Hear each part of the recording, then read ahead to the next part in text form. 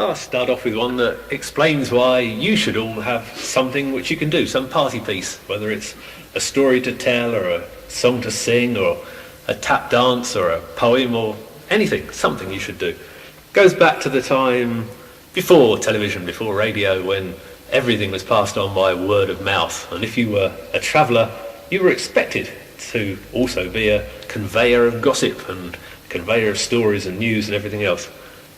So a traveller arrived at the inn one night, and the locals gathered round to see what he had to tell them. They said, "Well, have you got any news for us?"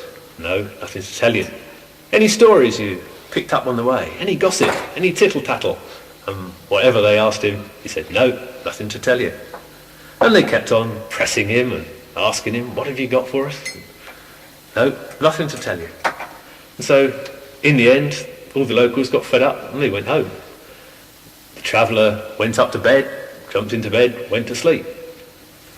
Time passed, and it got to that stage of the night when you're in absolutely the deepest stage of sleep. And he suddenly found himself yanked out of bed, thrown on the floor.